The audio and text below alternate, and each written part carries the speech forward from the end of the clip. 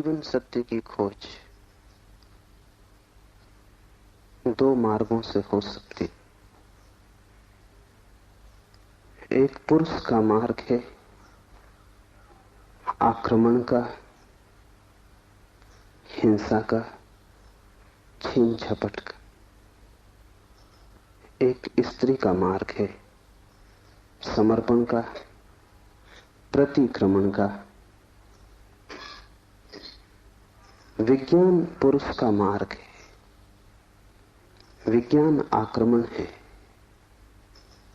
धर्म स्त्री का मार्ग है, धर्म नमन है।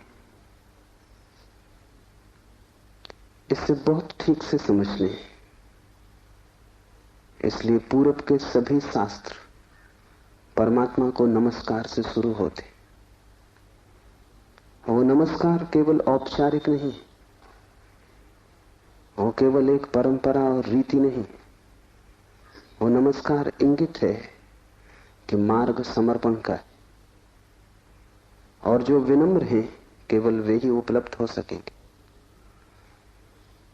और जो आक्रामक हैं, अहंकार से भरे हैं, जो सत्य को भी छीन झपट करके पाना चाहते, जो सत्य के भी मालिक होने की आकांक्षा रखते, जो परमात्मा के द्वार पर एक सैनिक की भांति पहुंचे हैं विजय करने, वे हार जाएंगे। वे क्षुद्र को भला छीन झपट लें, विराट उनका न हो सकेगा। वे व्यर्थ को भला लूट के घर ले आए, लेकिन जो सार्थक है वो उनकी लूट का हिस्सा न बनेगा। इसलिए विज्ञान व्यर्थ को खोज लेता है, सार्थक चूक जाता है। मिट्टी, पत्थर, पदार्थ के संबंध में जानकारी मिल जाती, लेकिन आत्मा और परमात्मा की जानकारी छूट जाती। ऐसे ही जैसे तुम राह चलती एक स्त्री पर हमला कर दो, बलात्कार हो जाएगा। स्त्री का शरीर भी तुम कब्जा कर लोगे, लेकिन उसकी आत्मा तुम्हें न मिल सकेगी, उसका प्रेम तुम न पा सकोगे। तो जो लोग आक्रमण की तरह जाते हैं परमात्मा की तरह, वे बलात्कारी। वे परमात्मा के शरीर पर भला कब्जा कर लें, इस प्रकृति पर जो दिखाई पड़ती है, जो दृश्य है, उसकी चीरफाड़ कर लें, विश्लेषण कर लें, उसके कुछ राज खोज लें, लेकिन उनकी खोज वैसी ही क्षुद्र होगी जैसे किसी पुरुष ने किसी स्त्री पर हमला किया हो और बलात्कार किया हो। स्त्री का शरीर तो उपलब्ध हो जाएगा, लेकिन उपलब्धि दो कौड़ी की है, क्योंकि उसकी आत्मा को तुम छू भी ना पाओगे। और अगर उसकी आत्मा को ना छुआ तो उसके भीतर जो प्रेम की संभावना थी, वो जो छिपा था बीज प्रेम का, वो कभी अंकुरित ना होगा। उसकी प्रेम की वर्षा तुम्हें ना मिल सकेगी। विज्ञान बलात्कार है, वो प्रकृति पर हमला है। जैसे कि प्रकृति कोई शत्रु हो, जैसे कि उसे जीतना है, पराजित करना है। इसलिए विज्ञान तोड़फोड़ में भरोसा करता है, विश्लेषण तोड़फोड़ है, काटपीट में भरोसा करता है। अगर वैज्ञानिक से पूछो कि फूल सुंदर है तो तोड़ेगा फूल को, काटेगा, जांच पड़ताल करेगा, लेकिन उसे पता नहीं तोड़ने में ही सौंदर्य खो जाता है।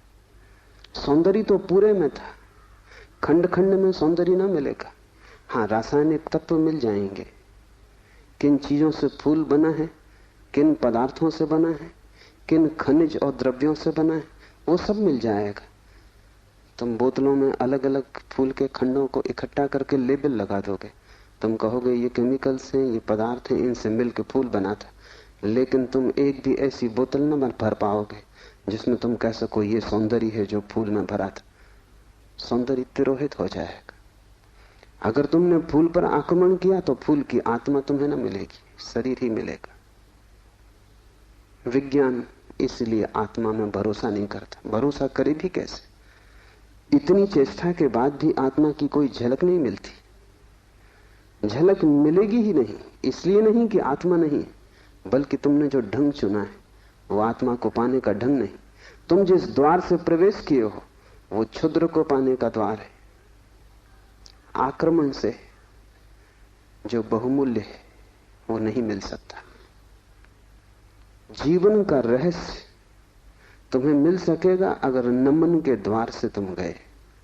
अगर तुम झुके, तुमने प्रार्थना की, तो तुम प्रेम के केंद्र तक पहुंच पाओगे। परमात्मा को रिझाना करीब करीब एक स्त्री को रिझाने जैसा है। उसके पास अति प्रेमपूर्ण, अति विनम्र, प्रार्थना से भरा हृदय चाहिए। और जल्दी वहां नहीं है। तुमने जल्दी की कि तुम चूके, वहां बड़ा धैर्य चाहिए। तुम्हारी जल्दी और उसका हृदय बंद हो जाएगा, क्योंकि जल्दी भी आक्रमण की खबर है। इसलिए जो परमात्मा को खोजने चलते हैं, उनके जीवन का ढंग दो शब्दों में समाया हुआ है, प्रार्थना और प्रतीक्षा। प्रार्थना से शास्त्र शुरू होते हैं और प्रतीक्षा पर पूरे होते हैं। प्रार्थना से खोज इसलिए शुरू होती। इस शास्त्र का पहला चरण है ओम स्वप्रकाश आनंद स्वरूप भगवान शिव को नमन। और अब शिव सूत्र प्रारंभ। इस नमन को बहुत गहरे उतर जाने दें, क्योंकि अगर द्वार ही चूक गया तो पीछे महल की जो मैं चर्चा करूंगा वो समझ में ना आएगी। पुरुष को थोड़ा हटाएं, आक्रामक वृत्ति को थोड़ा दूर करें। ये समझ कुछ बुद्धि से आने वाली नहीं, हृदय से आने वाली है। ये समझ कुछ तुम्हारे तर्क पर निर्भर न करेगी, ये तुम्हारे प्रेम पर निर्भर करेगी। इस शास्त्र को तुम समझ पाओगे, लेकिन वो समझ ऐसी न होगी जैसे कोई गणित को समझता है। वो समझ ऐसी होगी जैसे कोई काव्य को समझता है। कविता पर तुम झपट नहीं पड़ते, तुम कविता का धीरे धीरे स्वाद लेते हो, चुस्की लेते हो, जैसे कोई चाय को पीता है। तुम उसे गटक नहीं चाहते, वो कोई कड़वी दवा नहीं है।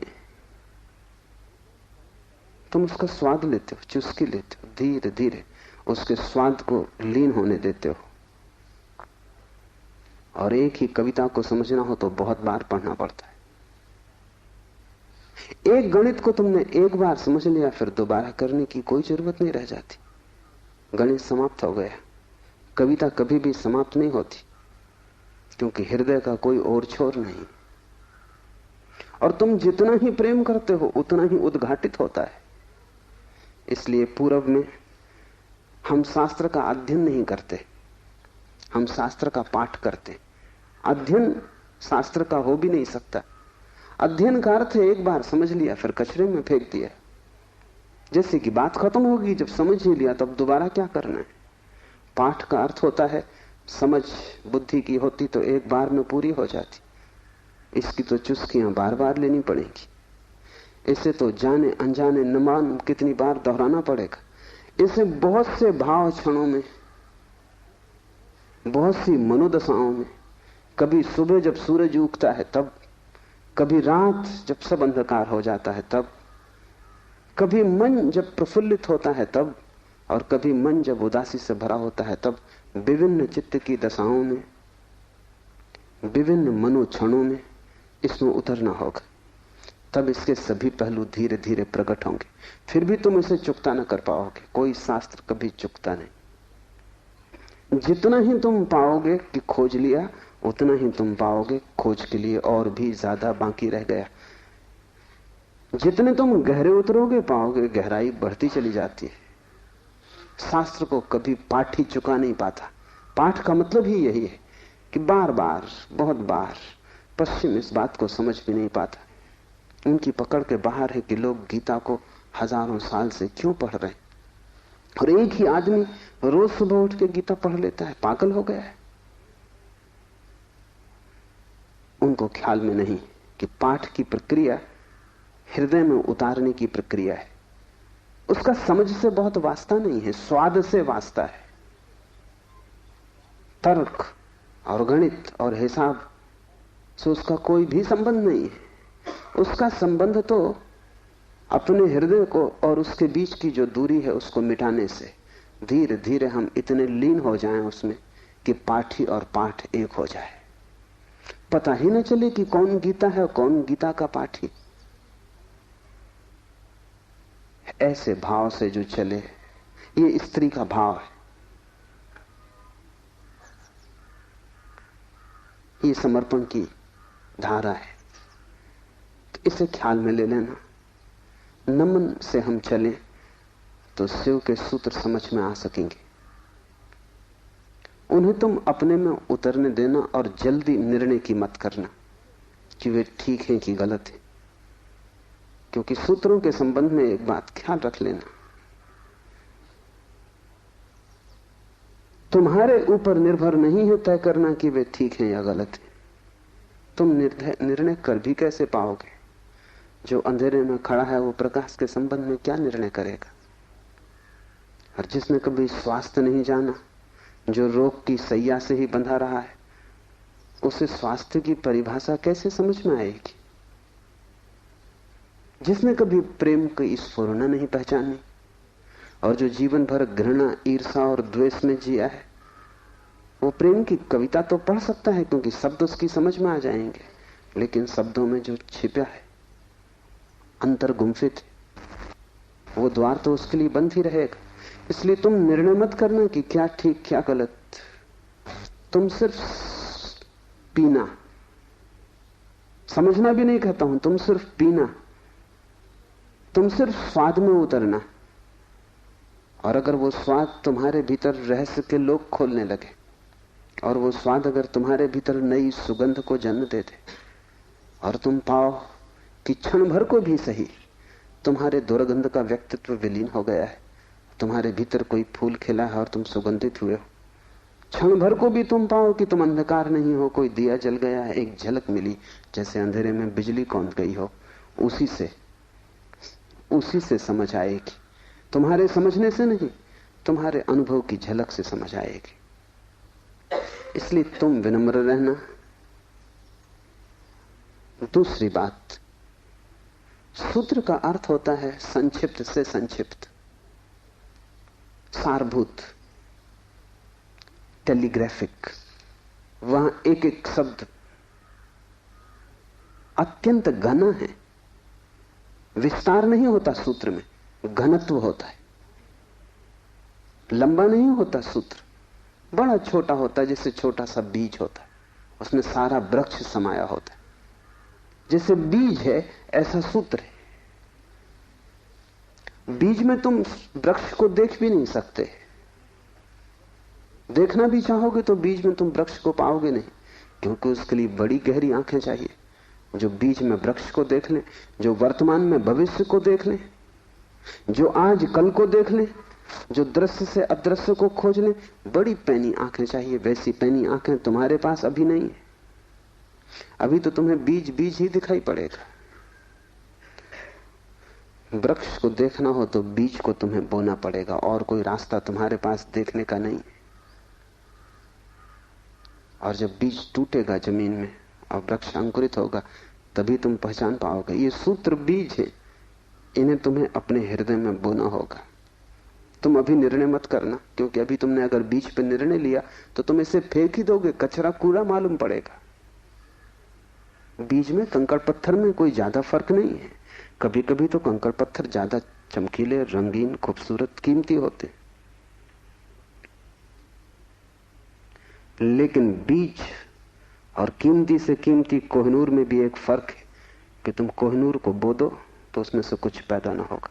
वो कीमती कितना ही वो मुर्दा है, उसका मूल्य ना समझ कितने ही समझते हो, लेकिन जीवन उसमें नहीं, वो लाश है। और बीज कुरूप भी दिखाई पड़ता हो, कोई उसकी कीमत भी ना हो, लेकिन उसमें जीवन छिपा है। तुम उससे बो दो, उससे विराट वृक्ष पैदा होगा। और एक बीज से करोड़ों बीज लग जाएंगे। एक छोटा सा बीज इस सारे विश्व को पैदा कर सकता है, क्योंकि एक बीज से करोड़ों बीज पैदा होते हैं, फिर करोड़ों बीज से, हर बीज से करोड़ बीज पैदा होते हैं। एक छोटे बीज में सारे विश्व का ब्रह्मांड समा सकता है। सूत्र बीज है, उसके साथ जल्दी नहीं की जा सकती। उसको बोओगे हृदय में और अंकुरित होगा, फूल लगेंगे, तभी तुम जान पाओगे, तभी निर्णय लिया जा सकता है। तीसरी बात, इसके पहले कि हम शुरू करें, धर्म महान क्रांति है। धर्म के नाम से तुमने जो समझा हुआ है उसका धर्म से ना के बराबर संबंध है। इसलिए शिव के सूत्र तुम्हें चौंकाएंगे भी, तुम भयभीत भी होगे, डरोगे भी, क्योंकि तुम्हारा धर्म डगमगाएगा। तुम्हारा मंदिर, तुम्हारी मस्जिद, तुम्हारे गिरजे, अगर ये सूत्र तुमने समझे तो गिर जाएंगे। तुम उन्हें बचाने की कोशिश में मत लगना, क्योंकि वे बचे भी रहें तो भी उनसे तुम्हें कुछ भी मिला नहीं। तुम उनमें जी ही रहे हो और तुम मुर्दा हो। मंदिर काफी सजे हैं, लेकिन तुम्हारे जीवन में कोई भी खुशी की किरण नहीं। मंदिर में काफी रोशनी, उससे तुम्हारे जीवन का अंधकार नहीं मिटता। तो उससे भयभीत मत होना, क्योंकि सूत्र तुम्हें कठिनाई में तो डालेंगे ही, क्योंकि शिव कोई पुरोहित नहीं है। पुरोहित की भाषा तुम्हें हमेशा संतोषदायी मालूम पड़ती, क्योंकि पुरोहित को तुम्हारा शोषण करना है।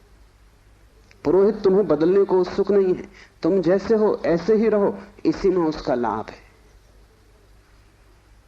तुम जैसे हो रुग्ण बीमार, ऐसे ही रहो, इसी में उसका व्यवसाय है। मैंने सुना है एक डॉक्टर ने अपने लड़के को पढ़ाया, पढ़ लिख के घर आया, पिता ने कभी छुट्टी भी ना ली थी, तो उसने कहा कि अब तू मेरी कारोबार को संभाल और मैं 3 महीने विश्राम कर लूं। जीवन भर सिर्फ मैंने कमाया है और कभी विश्राम नहीं लिया। वो विश्व की यात्रा पर निकल गया। 3 महीने बाद लौटा तो उसने अपने लड़के से पूछा कि सब ठीक चल रहा है। उसके लड़के ने कहा कि बिल्कुल ठीक चल रहा है। आप हैरान होंगे कि जिन मरीजों को आप जीवन भर में ठीक न कर पाए, उनको मैंने 3 महीने में ठीक कर दिया। पिता ने सिर ठोक लिया। उसने कहा, मूढ़, वही हमारा व्यवसाय थे। क्या मैं उनको ठीक नहीं कर सकता था? तेरी पढ़ाई कहां से आती थी? उन्हीं पर आधार था, और भी बच्चे पढ़ लिख लेते, तूने सब खराब कर दिया। पुरोहित तुम जैसे हो रुग्ण बीमार, तुम्हें वैसा ही चाहता है, उस पर ही उसका व्यवसाय है। शिव कोई पुरोहित नहीं है। शिव तीर्थंकर है, शिव अवतार है, शिव क्रांति दृष्टा है, पैगंबर है। वे जो भी कहेंगे वो आग है। अगर तुम जलने को तैयार हो तो ही उनके पास आना। अगर तुम मिटने को तैयार हो तो ही उनके निमंत्रण को स्वीकार करना, क्योंकि तुम मिटोगे तो ही नए का जन्म होगा। तुम्हारी राख पर ही नए जीवन की शुरुआत है। इन बातों को ख्याल में रख के एक एक सूत्र को समझने की कोशिश करें। पहला सूत्र है चैतन्य आत्मा। चैतन्य आत्मा है।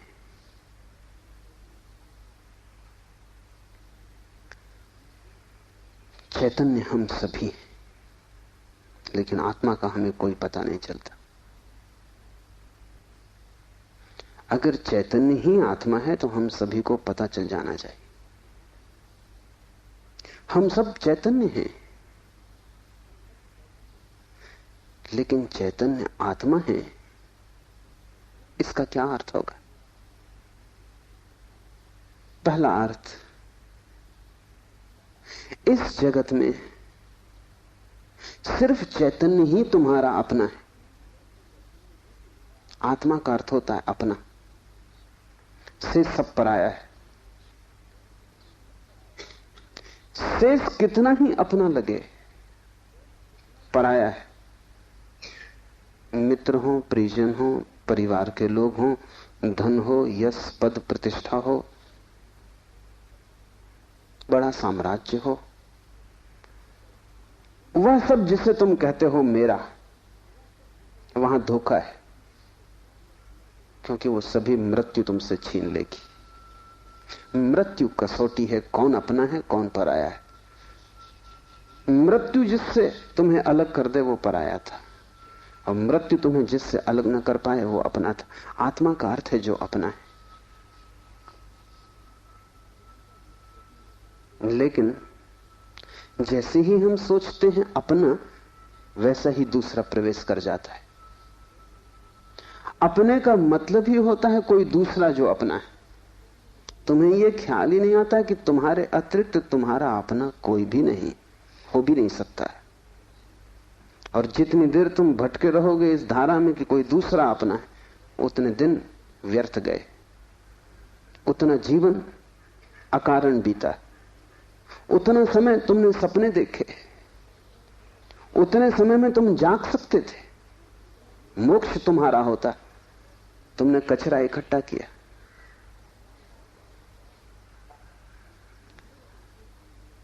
सिर्फ तुम ही तुम्हारे हो,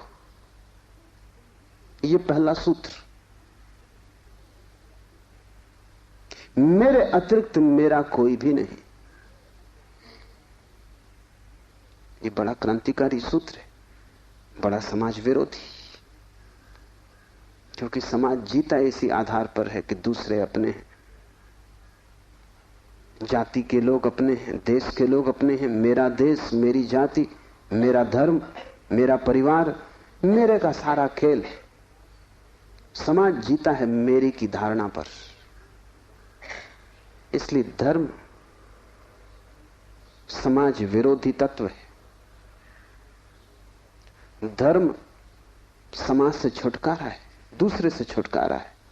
और धर्म कहता है कि तुम्हारे अतिरिक्त तुम्हारा और कोई भी नहीं।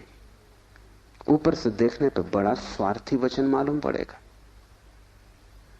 क्योंकि ये बात हुई कि बस हम ही अपने हैं, तो तत्क्षण हमें लगता है ये तो स्वार्थ की बात हुई। ये स्वार्थ की बात नहीं।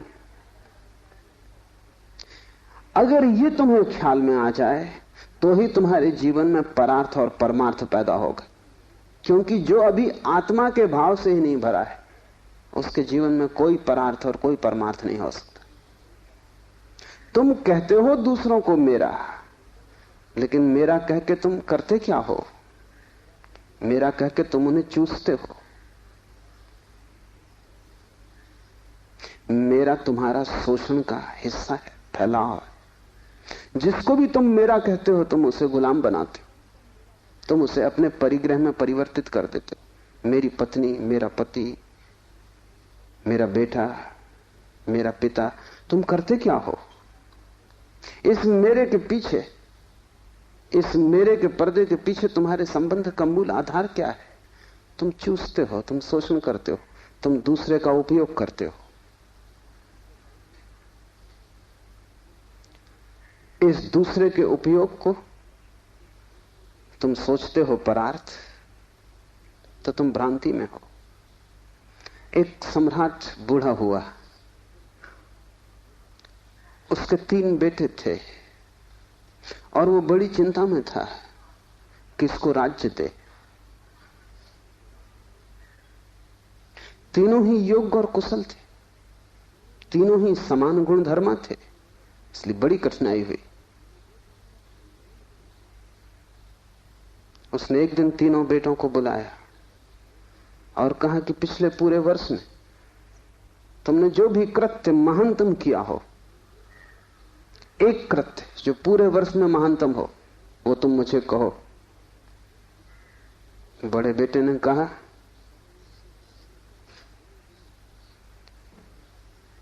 कि गांव का जो सबसे बड़ा धनपति है वो तीर्थ यात्रा पर जा रहा था। उसने करोड़ों रुपए के हीरे जवाहरात बिना गिने, बिना किसी हिसाब किताब के, बिना किसी दस्तखत लिए मेरे पास रख दिए और कहा कि जब मैं लौट आऊंगा तीर्थ यात्रा से मुझे वापस लौटा देना। चाहता मैं तो पूरे भी पा जा सकता था, क्योंकि न कोई लिखा पड़ी थी, न कोई गवाह था। इतना भी न करता तो थोड़े बहुत बहुमूल्य हीरे में बचा लेता तो कोई कठिनाई न थी, क्योंकि उस आदमी ने ना तो गिने थे और ना कोई संख्या रखी थी। लेकिन मैंने सब जैसी की जैसी थैली वापस लौटा दी। पिता ने कहा तुमने भला किया, लेकिन मैं तुमसे पूछता हूं कि अगर तुमने कुछ रख लिए होते तो तुम्हें पश्चाताप, गिलानी, अपराध का भाव पकड़ता या नहीं? उस बेटे ने कहा निश्चित पकड़ता। तो बाप ने कहा इसमें परोपकार कुछ भी ना हुआ, तुम सिर्फ अपने पश्चाताप, अपनी पीड़ा से बचने के लिए ये किए हो। इसमें परोपकार क्या हुआ? हीरे बचाते तो ग्लानि मन को पीड़ा देती, कांटे की तरह चुभती, उस कांटे से बचने के लिए तुमने हीरे वापस दिए। काम तुमने अच्छा किया, ठीक है, लेकिन परोपकार कुछ भी ना हुआ। उपकार तुमने अपना ही किया है। दूसरा बेटा थोड़ी चिंता में पड़ा और उसने कहा कि मैं राह के किनारे से गुजरता था और झील में सांझ के वक्त, जबकि वहां कोई भी न था, एक आदमी डूबने लगा। चाहता तो मैं अपने रास्ते चला जाता, सुना अनसुना कर देता, लेकिन मैंने तत्क्षण छलांग मारी, अपने जीवन को खतरे में डाला और उस आदमी को बाहर निकाला।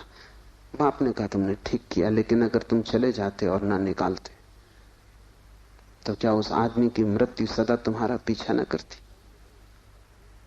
तुम अनसुनी कर देते ऊपर से, लेकिन भीतर तो तुम सुन चुके थे उसकी चीत्कार आवाज कि बचाओ। क्या सदा सदा के लिए उसका प्रेत तुम्हारा पीछा न करता?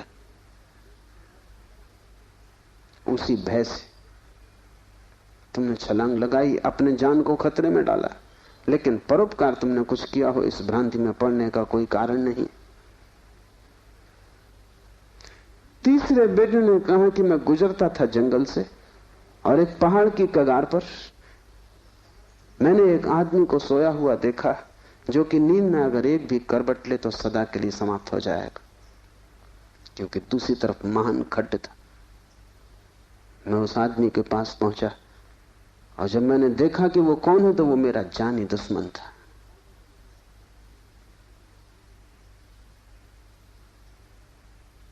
मैं चुपचाप अपने रास्ते पर जा सकता था।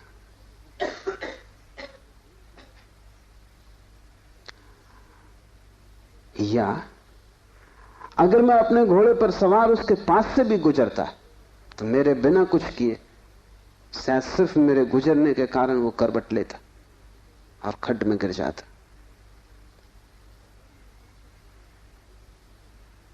लेकिन मैं आहिस्ते से जमीन पर सरकता हुआ उसके पास पहुंचा कि कहीं मेरी आहट में वो गिर न जाए। और ये भी मैं जानता था कि वो आदमी बुरा है, मेरे बचाने में भी वो मुझे गालियां ही देगा। उसे मैंने हिलाया, आहिस्ते से जगाया, और वो आदमी गांव में मेरे खिलाफ बोलता फिर रहा है, क्योंकि वो आदमी कहता है मैं मरने ही वहां गया था। इस आदमी ने वहां भी मेरा पीछा किया। इस जीने तो देता ही नहीं, इसने मरने भी न दिया।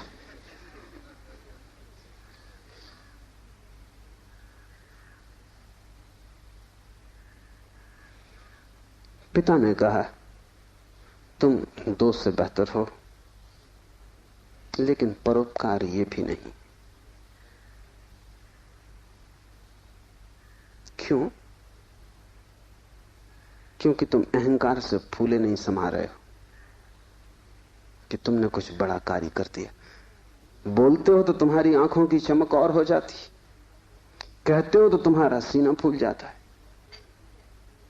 और जिस कृत्य से अहंकार निर्मित होता हो वो परोपकार न रहा। बड़े सूक्ष्म मार्ग से तुमने अपने अहंकार को उससे भर लिया। तुम सोच रहे हो तुम बड़े धार्मिक हो, परोपकारी हो, तुम इन दो से बेहतर हो। लेकिन मुझे राज्य के मालिक के लिए किसी तीसरे की ही तलाश, चौथे की ही तलाश करनी पड़ेगी। जब तुम परोपकार करते हो तब तुम कर नहीं सकते, क्योंकि जिसे अपना ही पता नहीं है वो परोपकार करेगा कैसे? तुम चाहे सोचते हो कि तुम कर रहे हो गरीब की सेवा, अस्पताल में बीमार के पैर दबा रहे हो, लेकिन अगर तुम गौर से खोजोगे तो तुम कहीं ना कहीं अपने अहंकार को ही भरता हुआ पाओगे। और अगर तुम्हारा अहंकार ही सेवा से भरता है तो सेवा भी शोषण है। आत्मज्ञान के पहले कोई व्यक्ति परोपकारी नहीं हो सकता, क्योंकि स्वयं को जाने बिना इतनी बड़ी क्रांति हो ही नहीं सकती। मैंने सुना है कि मुल्ला नसरुद्दीन की पत्नी उससे झगड़ रही और कह रही थी कि मामला क्या है, एक दफा साफ हो जाना चाहिए। तुम मेरे सभी रिश्तेदारों को नफरत और घृणा क्यों करते हो?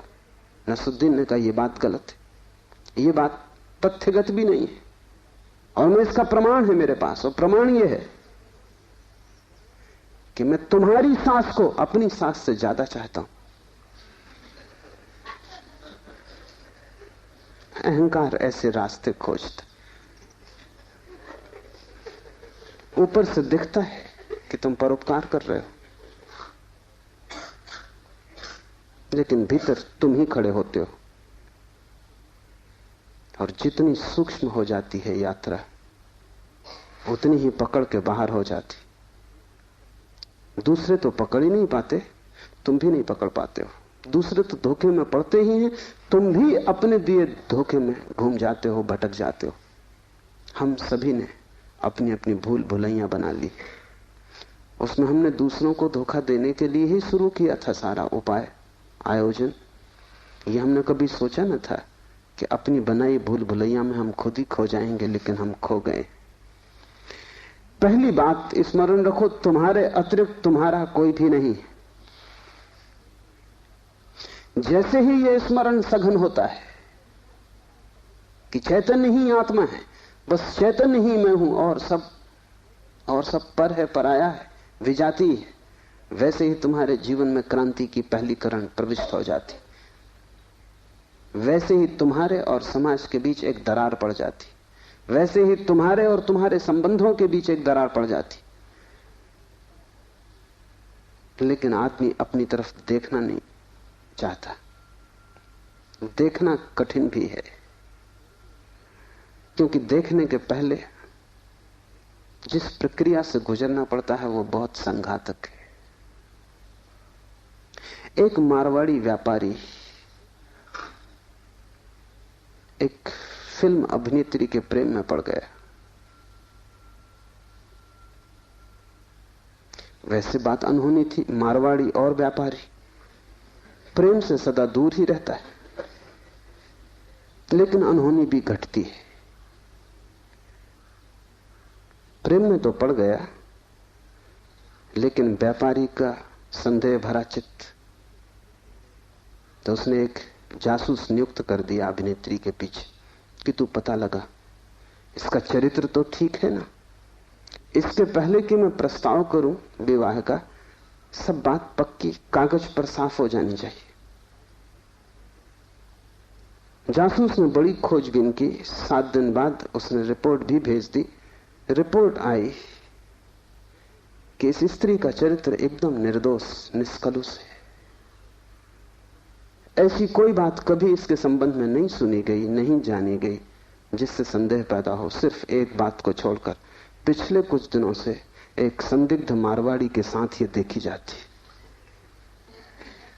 वो संदिग्ध मारवाड़ी वो स्वयं थे। आंख दूसरे को देखती है, हाथ दूसरे को छूते हैं, मन दूसरे की सोचता है, और तुम सदा अंधेरे में खड़े रह जाते हो। तुम्हारी हालत वही है जो दिया तले अंधेरे की होती। उस दिए की रोशनी सब पे पड़ती, सिर्फ तुम्हें छोड़ देती। इसलिए तुम भटकते हो उस रोशनी में, सब तरफ, सब दिशाओं में यात्रा करते हो, और एक अपरिचित रह जाता है, और वही तुम हो। यह पहला सूत्र है, चैतन्य आत्मा। इस सूत्र को गहरे बीज की तरह अपने हृदय में उतर जाने दो। व्यर्थ है सारे जगत की यात्रा अगर तुम अपने से अपरिचित रह गए। अगर स्वयं को न जान पाए और सब भी जान लिया, तो वो सारा ज्ञान भी इकट्ठे जोड़ में अज्ञान सिद्ध होगा। अगर अपने को न देख पाए और सारा जगत देख डाला, चांद तारे छान डाले, तो भी तुम अंधे ही रहोगे, क्योंकि आंख तो उसी को मिलती है जो स्वयं को देख लेता है, ज्ञान तो उसी को मिलता है जो स्वयं से परिचित हो जाता है, जो चैतन्य के स्वप्रकाश में नहा लेता है वही पवित्र है। और कोई तीर्थ नहीं है, चैतन्य तीर्थ है। और चैतन्य तुम्हारा स्वभाव है, उससे तुम क्षण भर को भी पार नहीं गए हो, लेकिन दिया तले अंधेरा है, तुम उससे दूर जा भी नहीं सकते चाहो तो भी, लेकिन भ्रम पैदा हो सकता है कि तुम बहुत दूर चले गए हो। तुम सपना देख सकते हो संसार में, लेकिन सपना सत्य नहीं हो सकता। सत्य तो सिर्फ एक बात है, वो है तुम्हारा चैतन्य स्वभाव।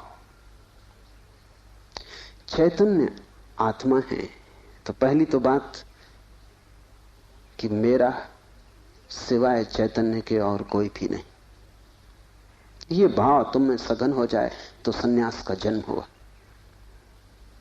क्योंकि मेरे अतिरिक्त भी मेरा कोई हो सकता है, यही भाव संसार है। इसलिए पहले सूत्र में बड़ी क्रांति है, पहली चिंगारी शिव फेंकते हैं तुम्हारी तरफ, और वो ये है कि तुम जान लो कि तुम ही बस तुम्हारे हो, बाकी कोई तुम्हारा नहीं। इससे बड़ा विषाद मन को पकड़ेगा, क्योंकि तुमने दूसरों के साथ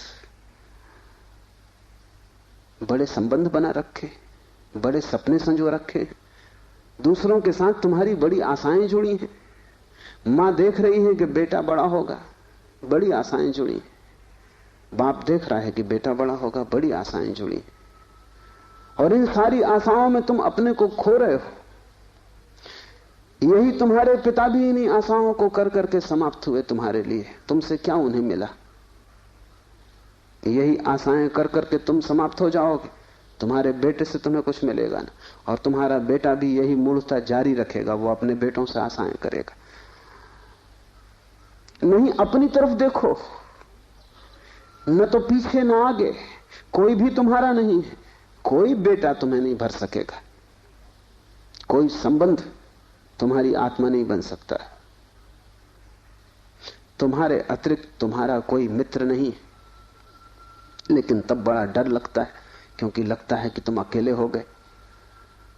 और आदमी इतना भयभीत है कि गली से गुजरता है अकेले में तो भी जोर से गीत गाने लगता है, अपनी ही आवाज सुन के लगता है कि अकेला नहीं। तुम अपनी ही आवाज सुन रहे हो। बाप जब बेटे में अपने सपने रचा रहा है तो बेटे की कोई सहमति नहीं है। ये बाप खुद ही अकेले में सीटी बजा रहा है, इसलिए दुखी होगा कल, क्योंकि इसने जिंदगी भर सपने रचाए और ये सोचता है कि बेटा भी यही सपने देख रहा है। ये गलती में, बेटा अपने सपने देखेगा, तुम अपने सपने देख रहे हो, तुम्हारे बाप ने अपने सपने देखे थे, ये कहीं मिलते नहीं। हर बाप दुखी मरता है। क्या कारण होगा? क्योंकि जो जो सपने वो बांधता है वो सभी सपने बिखर जाते हैं। हर आदमी अपने सपने देखने को यहां है, तुम्हारे सपने देखने को नहीं। और तुम्हें अगर चाहिए कि एक आत्म स्थिति उपलब्ध हो जाए, एक तृप्ति मिले, तो तुम सपने किसी और के साथ मत बांधना, अन्यथा तुम भटकोगे। संसार का इतना ही अर्थ है कि तुमने अपने सपनों की नाव दूसरों के साथ बांध रखी।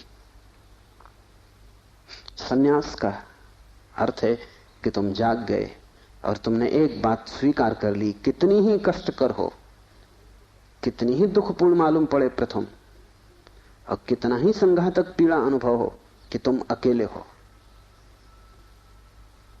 सब संग साथ झूठा है। इसका यह अर्थ नहीं कि तुम भाग जाओ हिमालय, क्योंकि जो हिमालय की तरफ भाग रहा है उसे अभी संग साथ सार्थक है, झूठा नहीं हुआ। क्योंकि जो चीज झूठ हो गई उससे भागने में भी कोई सार्थकता नहीं। कोई भी सुबह जाग के भागता तो नहीं कि सपना झूठा है, भागूं इस घर से। सपना झूठा हो गया, बात खत्म हो गई, उसमें भागना क्या है। लेकिन एक आदमी है जो भाग रहा है पत्नी से, बच्चों से, इसका भागना बताता है, इसने सुन लिया होगा कि सपना झूठा है, लेकिन अभी इसे खुद पता नहीं चला। कल तक ये पत्नी की तरफ भागता था, पत्नी की तरफ पीठ करके भागता है, लेकिन दोनों ही अर्थों में पत्नी सार्थक थी।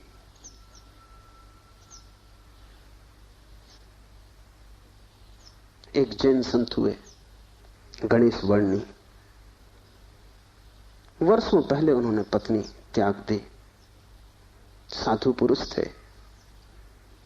कोई 20 वर्ष त्याग के बाद काशी में थे, तब खबर आई कि पत्नी मर गई। उनके मुंह से जो वचन निकला वो याद रख लेने जैसा है। उन्होंने कहा चलो झंझट मिटी। उनके भक्तों ने इस वचन का अर्थ लिया कि बड़ी वीतरागता है। थोड़ा सोचो तो साफ हो जाएगा कि वीतरागता बिल्कुल नहीं, क्योंकि जिस पत्नी को 20 साल पहले छोड़ दिया उसकी झंझट अभी कायम थी तो ही मिट सकती है। गणित बिल्कुल सीधा और साफ है। ये पत्नी जो 20 साल पहले छोड़ दी, किसी न किसी तरह छाया की तरह पीछे चल रही होगी, ये मन में कहीं सवार होगी। इसका उपद्रव कायम था। 20 साल भी इसके उपद्रव को मिटा नहीं पाए थे छोड़ने के बाद। ये मन सतत सोचता रहा होगा, पक्ष में विपक्ष में। पत्नी के मरने पर यह वचन कि चलो झंझट मिटी, पत्नी के संबंध में कुछ भी नहीं बताते, सिर्फ पति के संबंध में बताते कि आदमी भाग तो गया छोड़कर, लेकिन छोड़ ना पाया।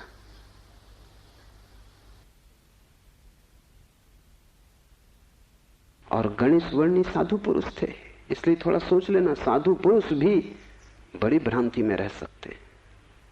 उनके चरित्र में, आचरण में कोई भूल चूक न थी। वे मर्यादा के पुरुष थे, ठीक ठीक नियम से चलते थे। वहां कोई जरा भी दरार नहीं पा सकता, जरा त्रुटि नहीं पा सकता। सब आचरण ठीक था, साधुता पूरी थी। फिर भी भीतर कोई बात चूक गई।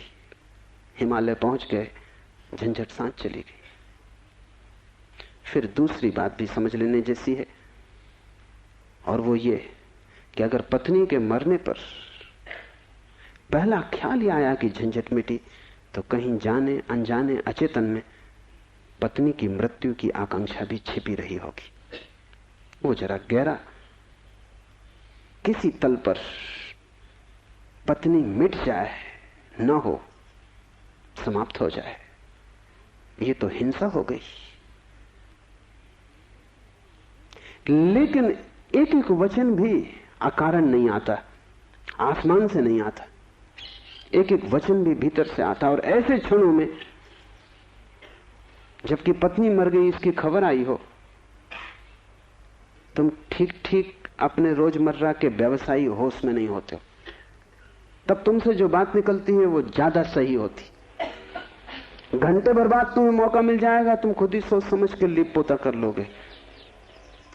तुम फिर जो कहोगे वो बात झूठी हो जाएगी। लेकिन तत्क्षण, उस क्षण में वर्णी चूक गए। वो जो 20 साल से उन्होंने चारों तरफ साधुता का व्यवस्था कर रखी थी, उस क्षण में भूल गए।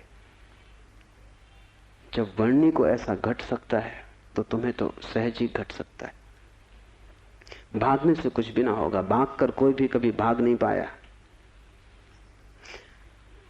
लेकिन भक्त इसको न देख पाएंगे। उन्होंने तो वर्णी की कथा में इसको बड़े बहुमूल्य वचन की तरह संग्रहित किया है, ये सोच के कि देखो आदमी कैसा वितराग है। तुम्हें पता भी नहीं हो सकता कि वितरागता क्या है। तुम राग में जीते हो, तुम्हें विराग समझ में आता है, तुमसे जो विपरीत है वो समझ में आता है। तुम जानते हो कि तुम पत्नी को छोड़ के नहीं जा सकते, और ये आदमी छोड़ के चला गया, ये आदमी तुमसे बड़ा है, ये तुमसे विपरीत है, लेकिन तुमसे भिन्न नहीं। तुम पैर के बल खड़े हो, ये आदमी सिर के बल खड़ा है, लेकिन तुम्हारे मन में और इसके मन में रत्ती भर भी फर्क नहीं। खोज के देखो, तुम सभी सोचते हो कि पत्नी झंझट है। तुम एक आध ऐसा पति पा सकते हो जो कहे पत्नी झंझट नहीं। पत्नी के सामने मत पूछना, एकांत में अकेले। मुल्ला नसरुद्दीन ने मुझे कहा है कि मैं भी कभी सुखी था, लेकिन ये मुझे पता ही तब चला जब मैंने विवाह कर लिया, और तब फिर बहुत देर हो चुकी थी। मैं भी कभी सुखी था, ये पता मुझे तब चला जब मैंने विवाह कर लिया, लेकिन तब तक तो बहुत देर हो चुकी थी, सुख हाथ से जा चुका था। पति को गहराई में पूछो तो ऐसा पति खोजना कठिन है जिसने कई बार पत्नी की हत्या करने का विचार न किया हो, सपने न देखे हो कि मार डाला पत्नी को। सुबह उठ के वो भी कहेगा कैसा बेहुदा सपना, लेकिन अचेतन आकांक्षा है। जिससे झंझट पैदा होती है उसे मिटा देने का मन सीधा तर्क है, लेकिन झंझट दूसरे से कभी पैदा होती ही नहीं। पत्नी में अगर कोई उपद्रव होता तो कौन तुम्हें रोकता था? तुम सब भाग गए होते हिमालय। उपद्रव पत्नी में नहीं है, क्योंकि तुम हिमालय जाके फिर पत्नी खोज लोगे। उपद्रव तुम्हारे भीतर है। तुम अकेले नहीं रह सकते, तुम्हें कोई दूसरा चाहिए। अकेले में तुम डरते हो, कोई दूसरा, तब तुम निश्चिंत मालूम पड़ते हो। क्यों? दूसरे की मौजूदगी से आश्वासन मिलता है। दुख में सुख में कोई साथी है, जीवन में मृत्यु में कोई साथी है। लेकिन अकेलापन स्वभाव है, और जिस व्यक्ति ने यह अनुभव कर लिया कि आत्मा ही बस मेरी है, उसने अपने अकेलेपन को अनुभव कर लिया। भागने की कोई भी जरूरत नहीं तो झंझट पीछे चली जाएगी।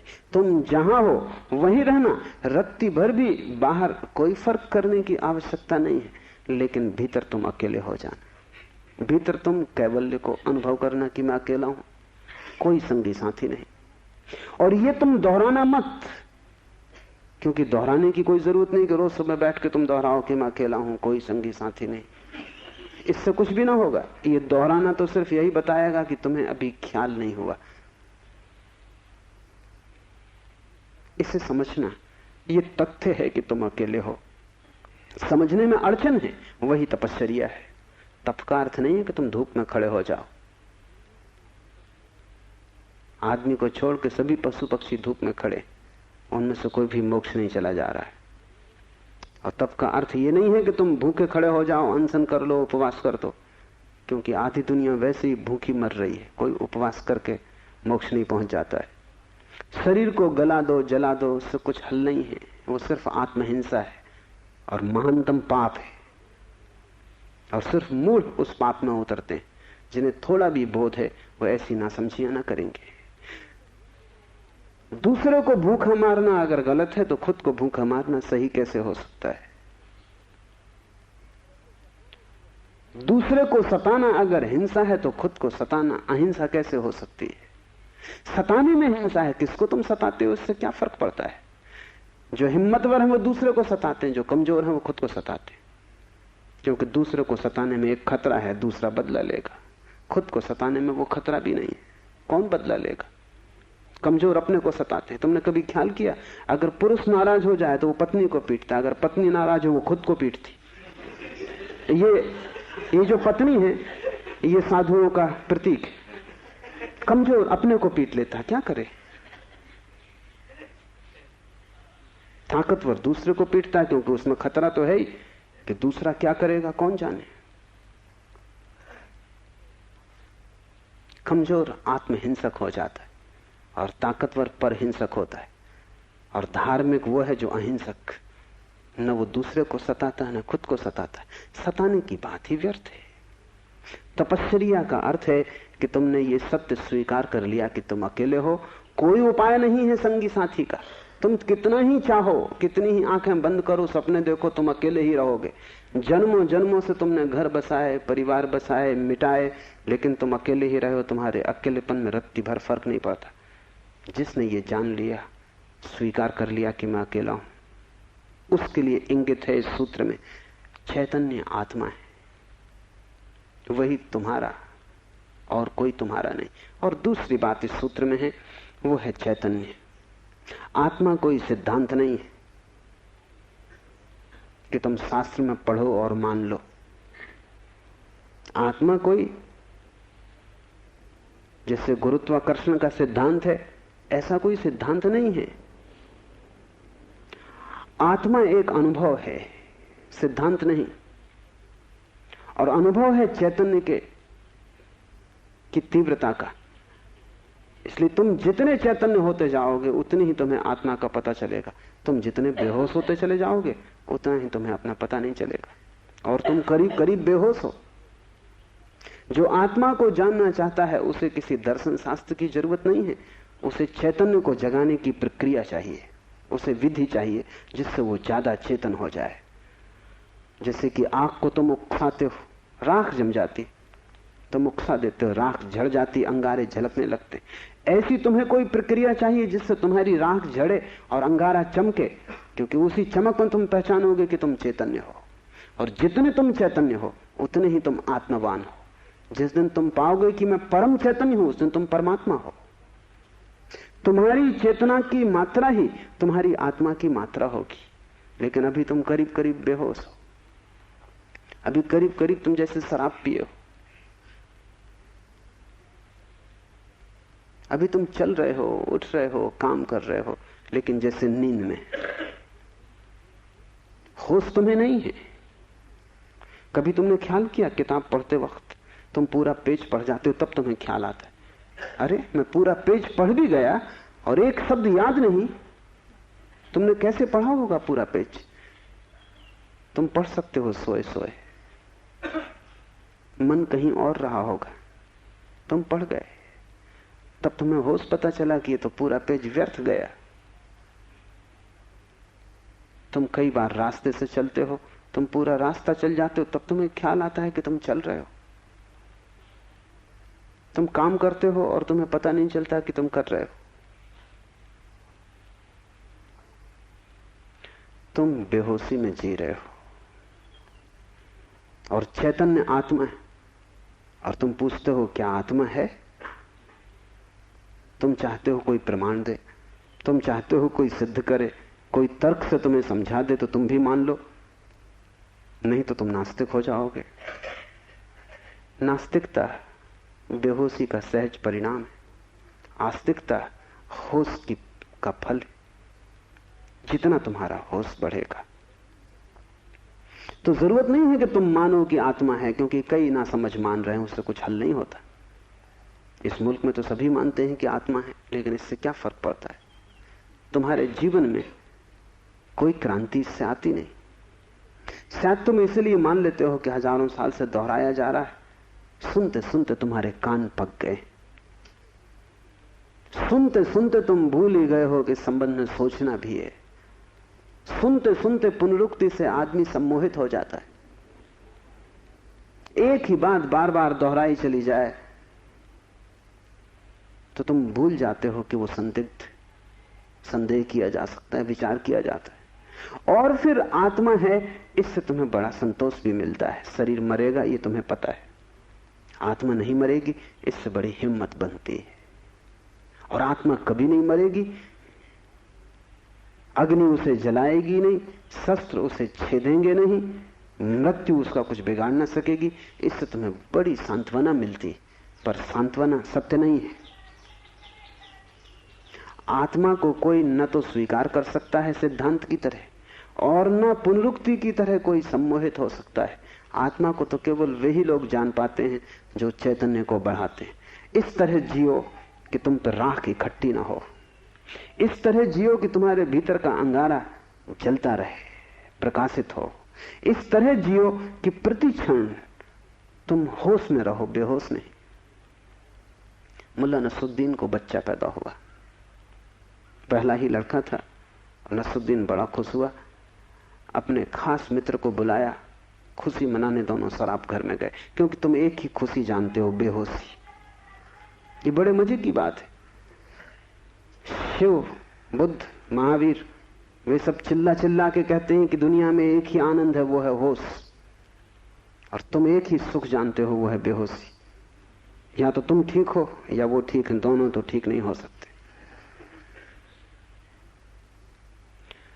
मुल्ला नसरुद्दीन सीधा शराब घर गया, बजाय अस्पताल जाने के पहले बेटे को देखता। उसने कहा कि पहले जरा आनंद कर लें, कितने दिनों का सपना पूरा हुआ। डट के दोनों पी गए। जब दोनों पी के पहुंचे अस्पताल और कांच की खिड़की में से बेटे को देखा तो मुल्ला रोने लगा।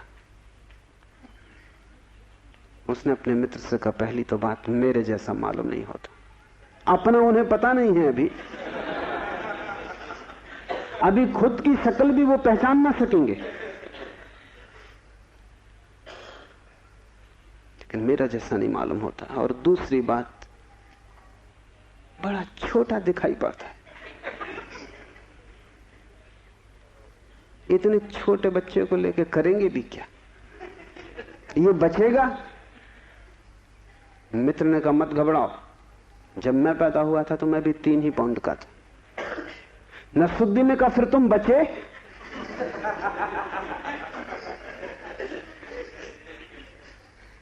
मित्र सोचने लगा, क्योंकि वो भी बेहोशी में था। उसने कहा, पक्का नहीं कह सकता।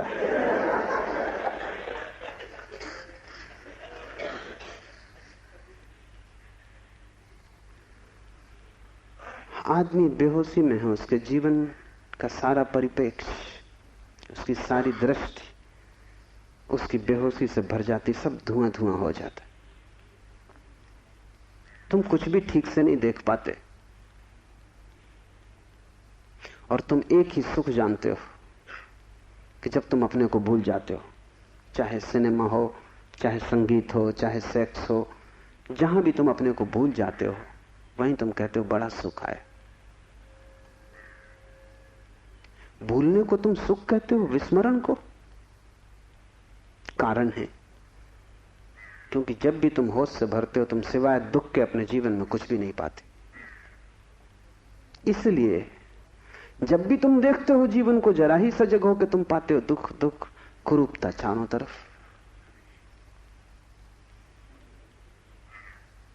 एक मेरे मित्र अविवाहित ही रह गए, उनसे मैंने पूछा कि क्या हुआ, कैसे चूक गए? तो उन्होंने कहा कि बड़ी अड़चन आई। जिस स्त्री को मैं प्रेम करता था, जब मैं शराब पी लेता तब वो मुझे सुंदर मालूम पड़ती, तब मैं शादी करने को राजी, लेकिन तब वो राजी नहीं। और जब मैं होश में होता तब मैं राजी नहीं, तब वो राजी होती थी। इसलिए चूक गए, कोई उपाय ना हुआ, मेल ना हो सका। तुम जब भी आंख खोल कर देखोगे सब तरफ कुरूपता और दुख पाओगे। जब तुम बेहोश होते हो तब सब ठीक लगता है। इसलिए तुम्हें तकलीफ मालूम पड़ती, चैतन्य आत्मा असंभव। इसलिए दुख से गुजरना होगा। उसको ही तपश्चर्या कहा है। जब कोई व्यक्ति जागना शुरू करता है तो पहले तो उसे दुख में से ही गुजरना होगा, क्योंकि तुमने जन्मों जन्मों तक दुख अपने चारों तरफ निर्मित किए हैं। कौन उनसे गुजरेगा तुम अगर न गुजरे तो? इसको हमने कर्म कहा है। कर्म का कुल इतना ही अर्थ है कि जन्मों जन्मों तक हमने चारों तरफ दुख निर्मित किए, जाने अनजाने हमने दुख की फसल बोई है, काटेगा कौन? तो जब भी तुम होश में आते हो तुम्हें फसल दिखाई पड़ती बड़ी लंबी, इस खेत से तुम्हें गुजरना पड़ेगा। डर के मारे तुम वहीं बैठ जाते हो, फिर आंख बंद करके शराब पी लेते हो कि ये तो बहुत झंझट का काम है। लेकिन जितनी तुम शराब पीते हो उतनी ये फसल बढ़ती जाती।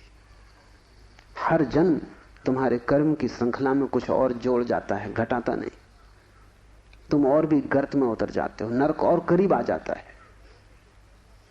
होश से भरोगे तो पहला तो घटना ये घटने ही वाली है कि तुम्हारे जीवन में चारों तरफ दुख दिखाई पड़ेगा, नरक, क्योंकि तुमने वो निर्मित किया है।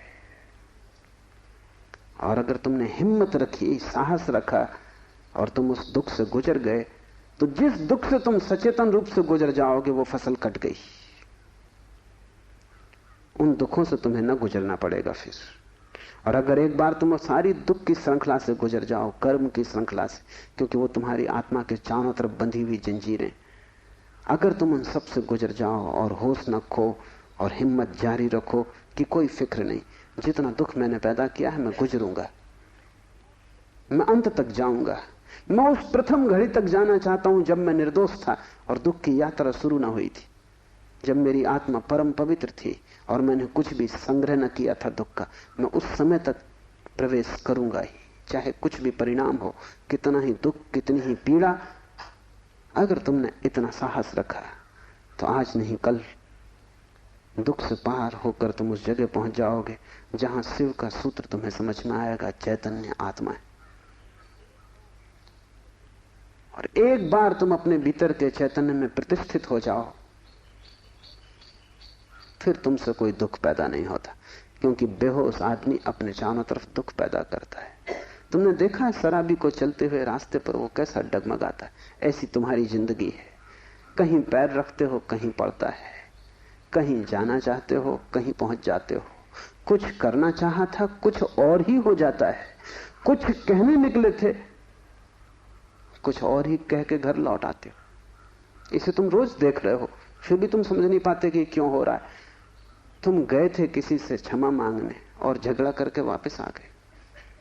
होश में हो तुम बात प्रेम की कर रहे थे, दुश्मनी हो गई।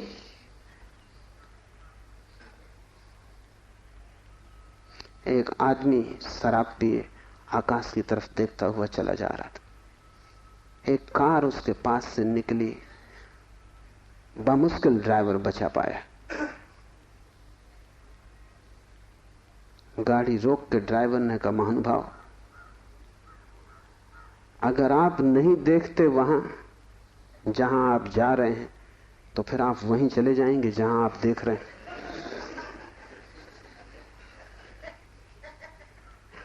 और हम सब, हमें कुछ पता भी नहीं कि हम कहां जा रहे हैं, क्यों जा रहे हैं, कहां देख रहे हैं, क्यों देख रहे हैं, चले जा रहे हैं। क्योंकि एक बेचैनी है भीतर जो बैठने भी नहीं देती, एक शक्ति है भीतर जो चलाए चली जाती है। फिर हम जो भी करते हैं वो सबके उल्टे परिणाम आते हैं। लोग मेरे पास आते हैं, वो कहते हैं हमने बदी तो कभी की नहीं, नेकी की और फल बदी मिल रहा है। ऐसा हो नहीं सकता कि तुम नेकी करो फल में बदी मिले। ऐसा हो नहीं सकता कि तुम आम के बीज बो और नीम के फल लगे। ऐसा हो नहीं सकता। इतना ही हो सकता है कि तुम ऐसे बेहोशी में बोए होगे, बोए तुमने नीम के ही फल, तुम होश में न थे, क्योंकि वृक्ष थोड़ी झूठ बोलेगा। तुम ही कहीं बोते वक्त भूल में पड़े होगे। तुम जब नेकी भी करते हो तब भी तुम्हारा नेकी करने का मन नहीं होता।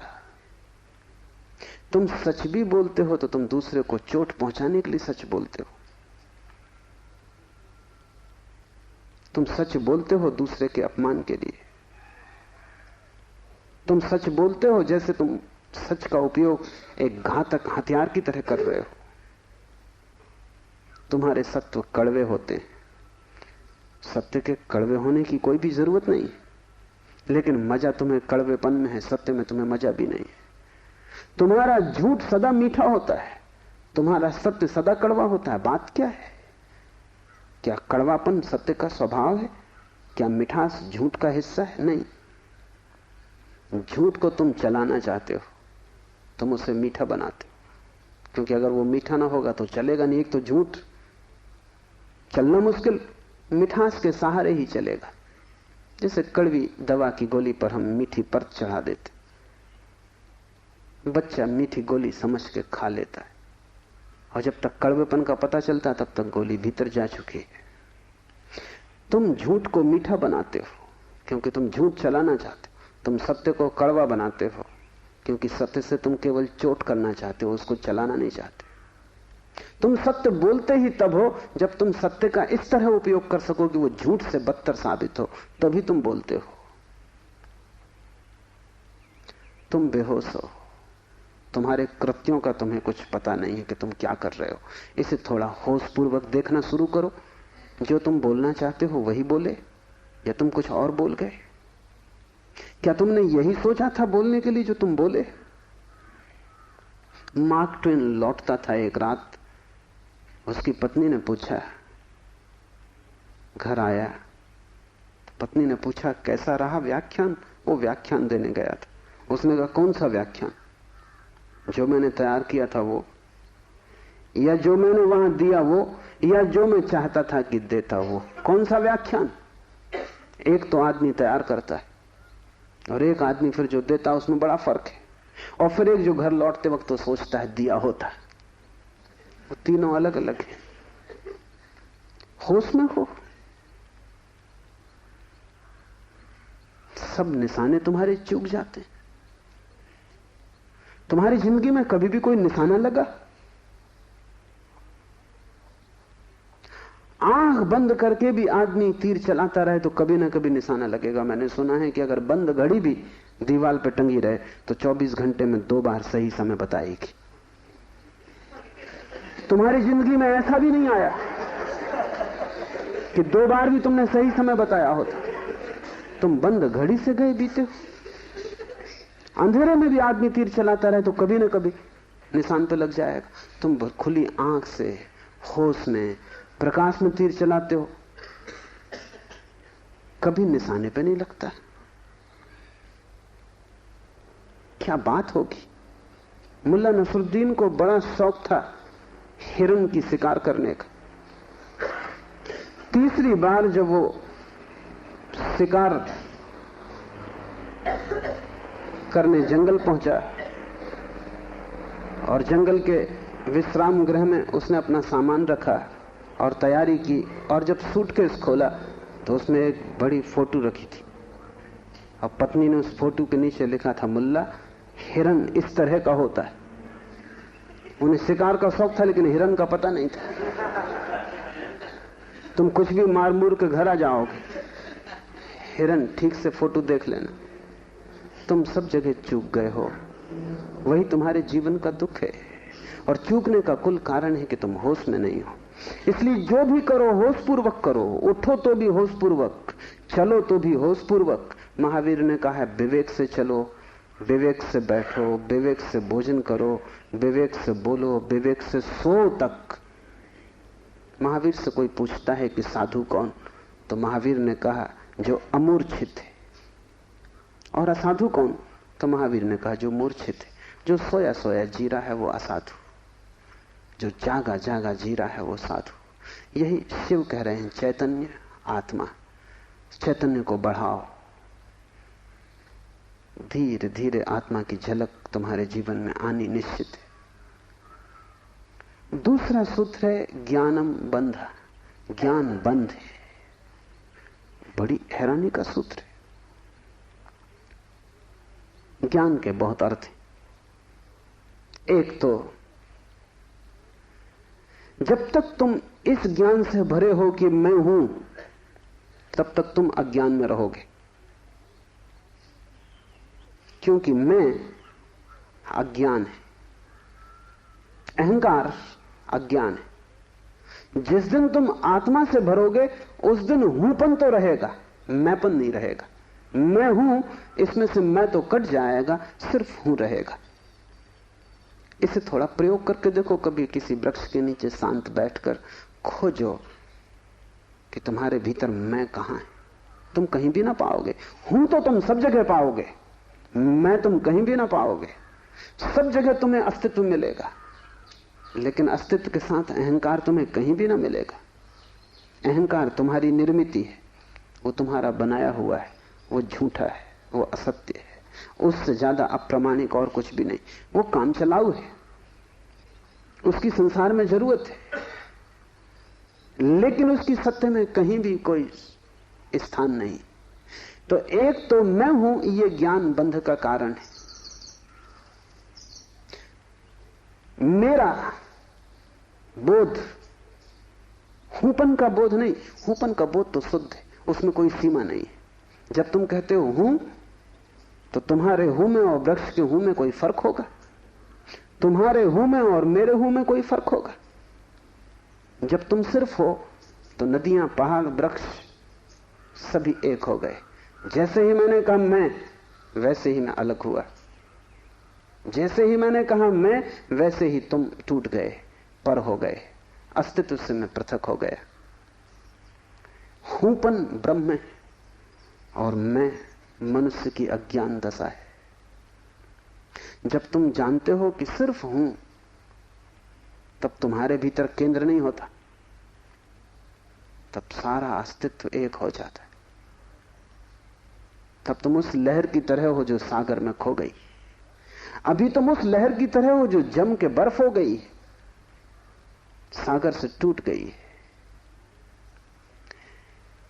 ज्ञानम बंधा, पहला तो ज्ञान बंध है, इस बात का ज्ञान कि मैं हूं।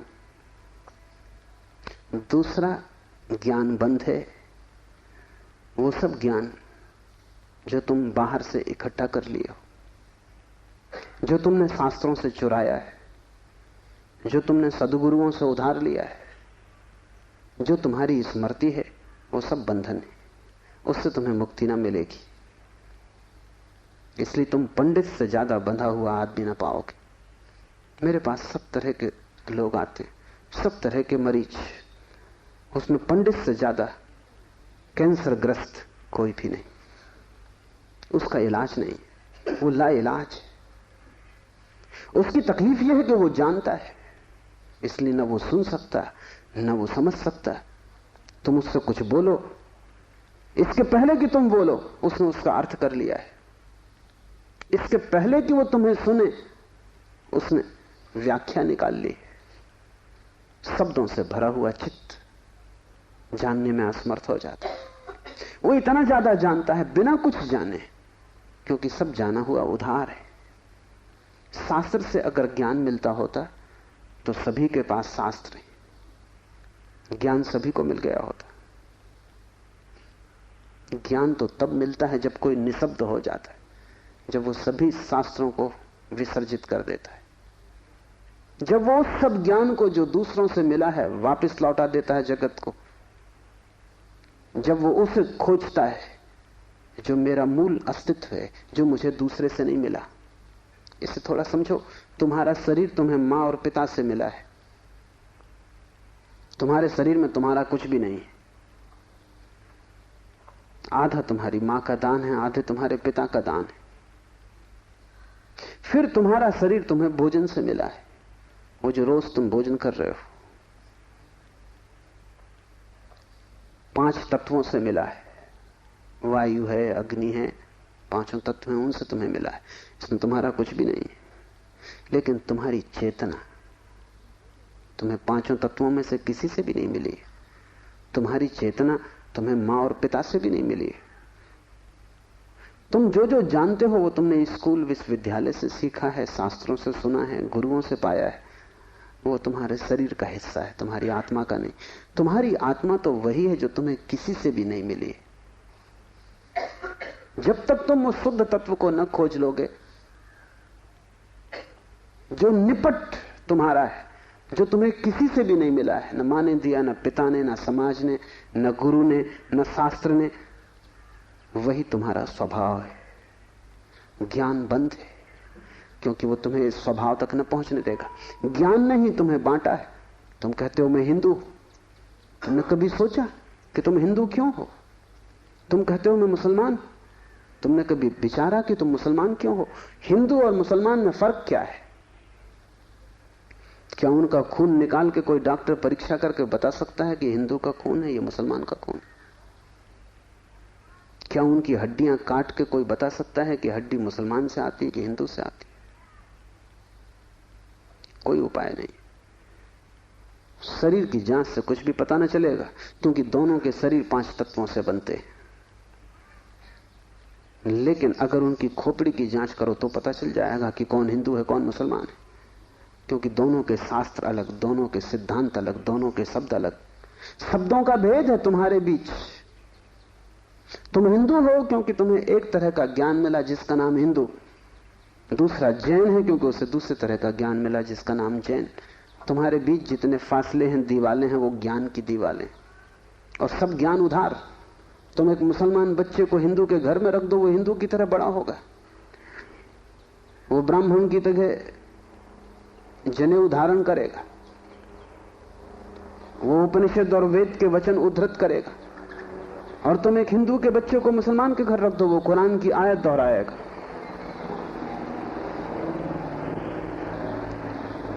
ज्ञान तुम्हें बांटता है। क्योंकि ज्ञान तुम्हारे चारों तरफ एक दीवार खींच देता है और ज्ञान तुम्हें लड़ाता है, और ज्ञान तुम्हारे जीवन में वैमनस्य और शत्रुता पैदा करता है। थोड़ी देर को सोचो, अगर तुम्हें कुछ भी ना सिखाया जाए कि तुम हिंदू हो या मुसलमान या जैन या पारसी, तो तुम क्या करोगे? तुम बड़े होगे एक मनुष्य की भांति। तुम्हारे बीच कोई दीवार ना होगी। दुनिया में कोई 300 धर्म है, 300 कारागृह है, और हर आदमी पैदा होते से एक कारागृह या दूसरे कारागृह में डाल दिया जाता है। और पंडित पुरोहित बड़ी चेष्टा करते हैं कि बच्चे पर जल्दी से जल्दी कब्जा हो जाए। उसको वो धर्म शिक्षा कहते हैं। उससे ज्यादा अधर्म और कुछ भी नहीं है। वो उसको धर्म शिक्षा कहते हैं। 7 साल के पहले बच्चे को पकड़ लें, क्योंकि 7 साल का बच्चा अगर बड़ा हो गया तो फिर पकड़ना रोज रोज मुश्किल होता जाएगा। और बच्चे को अगर थोड़ा भी बोध आ गया तो फिर वो सवाल उठाने लगेगा, और सवालों का जवाब पंडितों के पास बिल्कुल नहीं है। पंडित सिर्फ मूढ़ों को तृप्त कर पाते हैं। जितनी कम बुद्धि का आदमी हो, पंडित से उतनी जल्दी तृप्त हो जाता है। वो एक प्रश्न पूछता, उत्तर मिल जाता है। तुम जाते हो पंडित से पूछते हो संसार को किसने बनाया, वो कहता भगवान ने। तुम प्रश्न घर लौटाते हो बिना पूछे कि भगवान को किसने बनाया। अगर तुम दूसरा प्रश्न पूछते, पंडित नाराज हो जाते, क्योंकि उसका उसे भी पता नहीं, किताब में वो लिखा नहीं। और फिर झंझट की बात है, परमात्मा को किसने बनाया। फिर तुम पूछते ही चले जाओगे, वो कोई भी जवाब दे, तुम पूछोगे उसको किसने बनाया। अगर गौर से देखो तो तुम्हारे पहले सवाल का जवाब दिया नहीं गया है। पंडित ने तुम्हें सिर्फ संतुष्ट कर दिया क्योंकि तुम बहुत बुद्धिमान नहीं हो। और बच्चे अबोध, उनका अभी तर्क नहीं जगा, विचार नहीं जगा, अभी वो प्रश्न नहीं पूछ सकते। अभी तुम जो भी कचरा उनके दिमाग में डाल दो, वो उसे स्वीकार कर लेंगे। बच्चे सभी को स्वीकार कर लेते हैं क्योंकि वो सोचते हैं जो भी दिया जा रहा है वो सभी ठीक है। बच्चा ज्यादा सवाल नहीं उठा सकता, सवाल उठाने के लिए थोड़ी प्रौढ़ता चाहिए। इसलिए सभी धर्म बच्चों की गर्दन पकड़ लेते हैं और फांसी लगा देते हैं। फांसी बड़ी सुंदर है। किसी के गले में बाइबल लटकी है, किसी के गले में समयसार लटका है, किसी के गले में कुरान लटकी है, किसी के गले में गीता लटकी है। ये इतने प्रीतिकर बंधन है कि इनको छोड़ने की हिम्मत फिर जुटानी बहुत मुश्किल है। और जब भी तुम इन्हें छोड़ना चाहोगे, एक खतरा सामने आ जाएगा, क्योंकि इन्हें छोड़ा तो तुम अज्ञानी।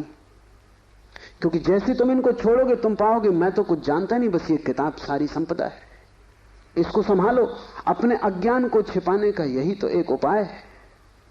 लेकिन अज्ञान छिपने से अगर मिटता होता तो बड़ी आसान बात हो गई होती। अज्ञान छिपने से बढ़ता है, जैसे कोई अपने घाव को छिपा ले, उससे कुछ मिटेगा नहीं। घाव और भीतर भीतर बढ़ेगा, मवाद पूरे शरीर में फैल जाएगी। शिव कहते हैं ज्ञान बंद है। ज्ञान सीखा हुआ, ज्ञान उधार, ज्ञान दूसरे से लिया हुआ बंधन का कारण है। तुम उस सब को छोड़ देना जो दूसरे से मिला है। तुम उसकी तलाश करना जो तुम्हें किसी से भी नहीं मिला। तुम उसकी खोज में निकलना, उस चेहरे की खोज में जो तुम्हारा है। तुम्हारे भीतर छिपा हुआ एक झरना है चैतन्य का, जो तुम्हें किसी से भी नहीं मिला, जो तुम्हारा स्वभाव है, जो तुम्हारी निज संपदा है, निजत्व है, वही तुम्हारी आत्मा है। तीसरा सूत्र है योनि वर्ग और कला शरीर है। योनि से अर्थ है प्रकृति, इसलिए हम स्त्री को प्रकृति कहते हैं। स्त्री शरीर देती है, वो प्रकृति की प्रतीक है। और कला का अर्थ है कर्ता का भाव। एक ही कला है, वो कला है संसार में उतरने की कला, और वो है कर्ता का भाव। इन दो चीजों से मिलकर तुम्हारा शरीर निर्मित होता है। तुम्हारे कर्ता का भाव, तुम्हारा अहंकार, और प्रकृति से मिला हुआ शरीर। अगर तुम्हारे भीतर कर्ता का भाव है तो तुम्हें योग्य शरीर प्रकृति देती चली जाएगी। इसी तरह तुम बार बार जन्मे हो। कभी तुम पशु थे, कभी पक्षी थे, कभी वृक्ष थे, कभी मनुष्य। तुमने जो चाहा है वो तुम्हें मिला है। तुमने जो आकांक्षा की है, तुमने जो कर्तृत्व की वासना की है, वही घट गया है। तुम्हारे कर्तृत्व की वासना घटना बन जाती, विचार वस्तुएं बन जाते हैं। इसलिए बहुत सोच विचार के वासना करना, क्योंकि सभी वासनाएं पूरी हो जाती हैं देर अबेर। अगर तुम बहुत बार देखते हो आकाश में पक्षी को और सोचते हो कैसी स्वतंत्रता पक्षी को, खास हम पक्षी होते, देर न लगेगी, जल्दी तुम पक्षी हो जाओ। तुम अगर देखते हो एक कुत्ते को संभोग करते हुए और तुम सोचते हो कैसी स्वतंत्रता, कैसा सुख, जल्दी ही तुम कुत्ते हो जाओगे। तुम जो भी वासना अपने भीतर संग्रहित करते हो वो बीज बन जाती। प्रकृति तो केवल शरीर देती है, कलाकार तो तुम ही हो, स्वयं को निर्माण करने वाले। अपने शरीर को तुमने ही बनाया है, ये कला का अर्थ है। कोई तुम्हें शरीर नहीं दे रहा है, तुम्हारी वासना ही निर्मित करती है। तुमने कभी ख्याल किया, रात तुम सोते हो तो आखिरी जो विचार होता है सोते समय, वही सुबह उठते वक्त पहला विचार होगा। रात भर तुम सोए रहे, वो बीज की तरह विचार भीतर पड़ा रहा, जो अंतिम था वो सुबह प्रथम होगा। तुम मरोगे इस शरीर से, आखिरी मरते क्षण में तुम्हारे सारे जीवन की वासना संग्रहित होकर बीज बन जाएगी। वही बीज नया गर्भ बन जाएगा। जहां से तुम मिटे वहीं से तुम फिर शुरू हो जाओगे। तुम जो भी हो ये तुम्हारा ही कृत्य है, किसी दूसरे को दोष मत देना। यहां कोई दूसरा है भी नहीं जिसको दोष दिया जा सके। ये तुम्हारे ही कर्मों का संचित फल है। तुम जो भी हो, सुंदर कुरूप, दुखी सुखी, स्त्री पुरुष, तुम जो भी हो, ये तुम्हारे ही कृत्यों का फल है। तुम ही हो कलाकार अपने जीवन के। मत कहना कि भाग्य ने बनाया है, क्योंकि वो धोखा है। उस भांति तुम जिम्मेवारी किसी और पर टाल रहे हो। मत कहना कि परमात्मा ने भेजा है। तुम परमात्मा पर जिम्मेदारी मत डालना, क्योंकि ये तरकीब है खुद के दायित्व से बचने की। इस कारागृह में तुम अपने ही कारण हो। जो व्यक्ति इस बात को ठीक से समझ लेता है कि अपने ही कारण में यहां हूं, उसके जीवन में क्रांति शुरू हो जाती। शिव कह रहे हैं योनि वर्ग और कला शरीर है। प्रकृति तो सिर्फ योनि है, वो तो सिर्फ गर्भ है। तुम्हारा अहंकार उस योनि में बीज बनता है। तुम्हारे कर्तृत्व का भाव कि मैं ये करूं, मैं ये पाऊं, मैं ये हो जाऊं, उसमें बीज बनता है। और जहां भी तुम्हारे कर्तृत्व की कला और प्रकृति की योनि का मिलन होता है, शरीर निर्मित हो जाता है। इसलिए बुद्ध पुरुष कहते हैं सभी वासनाओं को छोड़ दो, तभी तुम मुक्त हो सकोगे। तुमने अगर स्वर्ग की वासना की तो तुम देवता हो जाओगे, लेकिन वो भी मुक्ति ना होगी, क्योंकि वासनाओं से कभी भी अशरीर की स्थिति पैदा नहीं होती। सभी वासनाओं से शरीर निर्मित होते हैं। जब तक तुम निर्वासना को उपलब्ध नहीं हो, जब तक तृष्णा तुमने पूरी ही नहीं छोड़ दी, तब तक तुम नए शरीरों में भटकते रहोगे। और शरीर के ढंग अलग हो, शरीर की मौलिक स्थिति एक ही जैसी है। शरीर के दुख समान है, चाहे पक्षी का शरीर हो चाहे आदमी का शरीर हो, दुखों में कोई भेद नहीं है। क्योंकि मौलिक दुख है आत्मा का शरीर में बंध जाना। मौलिक दुख है कारागृह में प्रविष्ट हो जाना। फिर कारागृह की दीवारें वर्तुलाकार हैं कि त्रिकोण हैं कि चौकोन हैं, उससे कोई हल नहीं होता, उससे कुछ फर्क नहीं पड़ता है। तुम भला सोचते हो फर्क पड़ता है। एक मेरे मित्र हैं, ड्राइंग के शिक्षक हैं, उन्हें जेल हो गई। लौटे 3 साल बाद तो मैंने उनसे पूछा कैसे रहे दिन, कैसे कटे दिन। उन्होंने कहा और तो सब ठीक था, लेकिन मेरी कोठरी के कोने 90 कोण के नहीं थे। वो ड्राइंग के शिक्षक हैं, उनकी बुद्धि वो 90 कोण के नहीं थे कोठरी के कोने। उनकी असली तकलीफ 3 साल यही रही, क्योंकि उसी कोठरी में रहना और बार बार देखना वो कोना वो 90 कोण का नहीं। तो जो बात उन्होंने मुझसे कही वो ये कि तो और तो सब ठीक था, बाकी कुछ अड़चन ना थी, लेकिन कोने ठीक 90 के नहीं थे। कोने 90 के हों कि 90 के ना हो, इससे क्या बुनियादी फर्क पड़ेगा। कारागृह कारागृह। पक्षी का शरीर की आदमी का बहुत फर्क नहीं पड़ता। बंद तुम हो गए वही दुख है, बंध गए तुम वही दुख। वासना बांधती है, वासना है रज्जु जिससे हम बंधते हैं। और ध्यान रखना, तुम्हारे अतिरिक्त और कोई जिम्मेवार नहीं है। उद्यमो भैरवा, चौथा सूत्र है उद्यम ही भैरव है। उद्यम उस आध्यात्मिक प्रयास को कहते हैं जिससे तुम इस कारागृह के बाहर होने की चेष्टा करते हो, वही भैरव है। भैरव शब्द पारिभाषिक है। भा का अर्थ है भरण, रा का अर्थ है रवण, वा का अर्थ है वमन।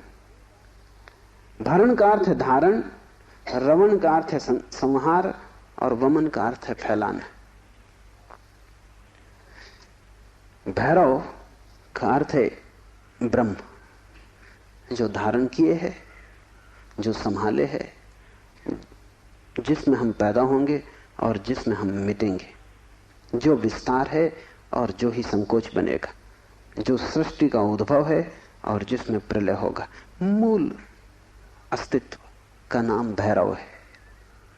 शिव कहते हैं उद्यम ही भैरव है।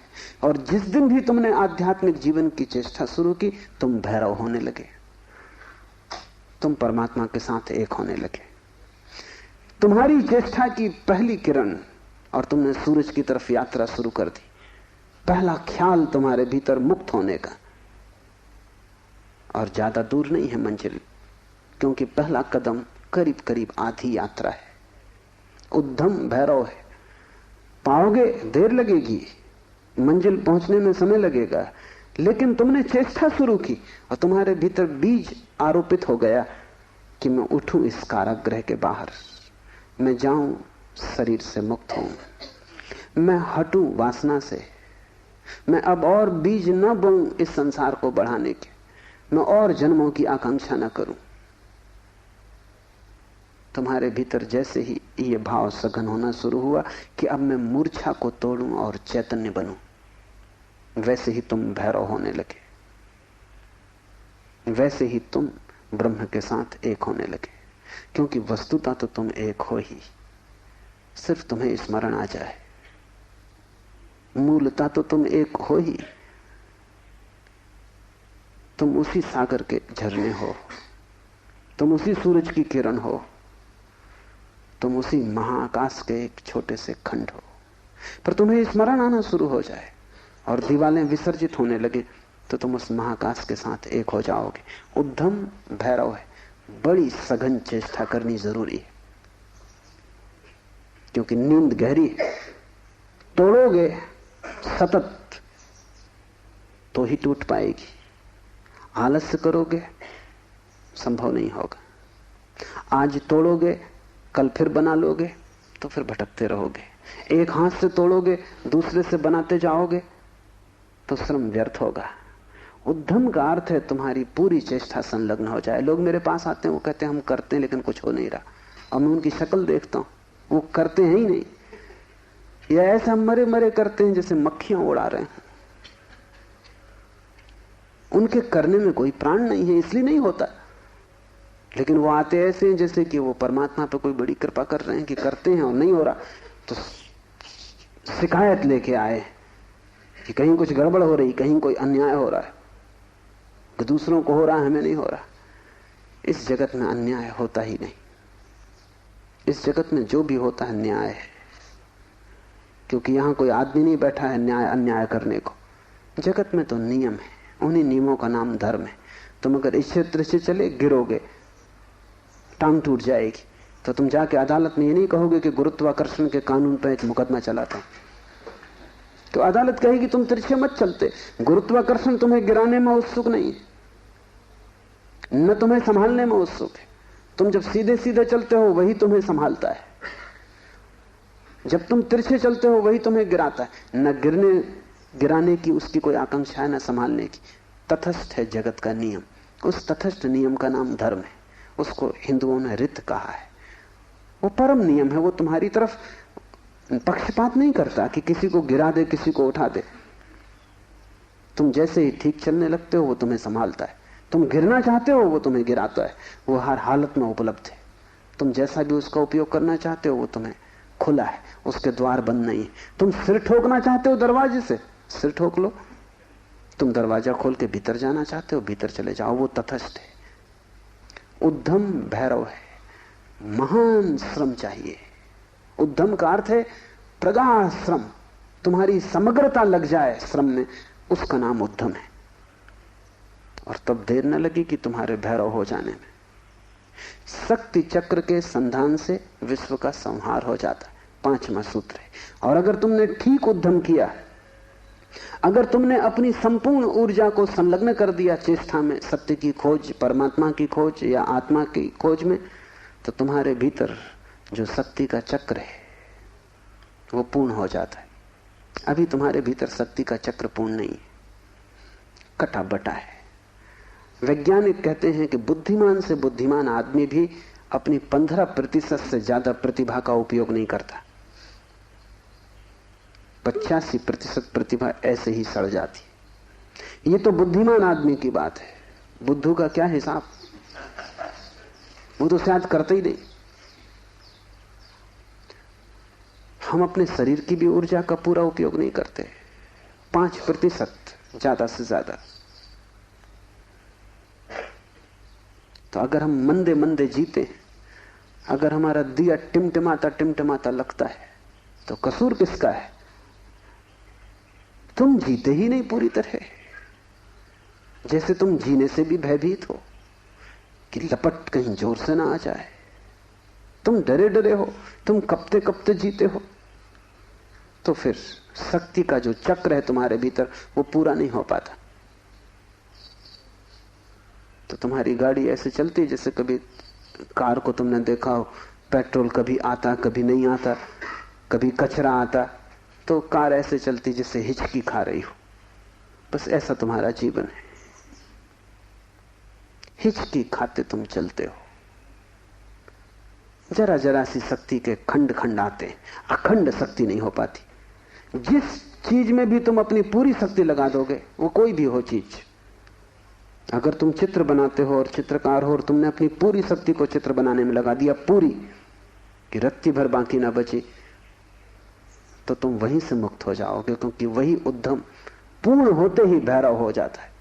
अगर तुम एक मूर्तिकार हो, तुमने सब कुछ मूर्ति में समाहित कर दिया कि मूर्ति बनाते समय तुम ना बचे, बस मूर्ति ही बची, तो शक्ति का चक्र पूरा हो जाता है।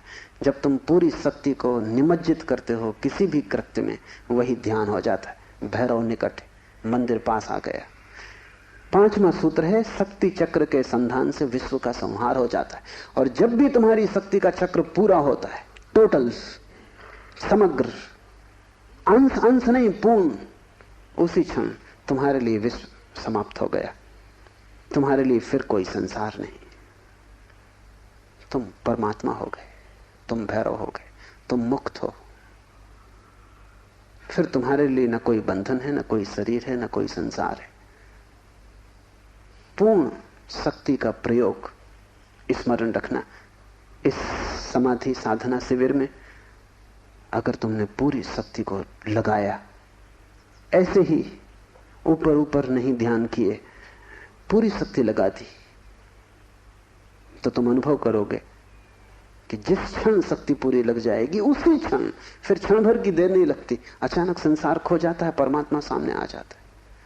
तुम्हारी शक्ति का पूरा लग जाना ही तुम्हारे जीवन की क्रांति हो जाती। फिर संसार की तरफ पीठ, परमात्मा की तरफ मुंह हो जाता है। इसकी तुम्हें एक झलक भी मिल जाए तो फिर तुम वही ना हो सकोगे जो तुम पहले थे।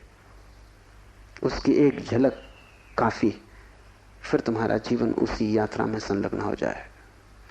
तो ध्यान रखना, यहां पूरा अपने को डुबाना तो ही कुछ हो सकेगा। अगर तुमने थोड़ा भी अपने को बचाया तो तुम्हारा श्रम व्यर्थ है। जब तक श्रम उद्यम ना बन जाए, पूर्ण टोटल एफर्ट ना बन जाए, तब तक भैरव की उपलब्धि नहीं। आज इतना ही।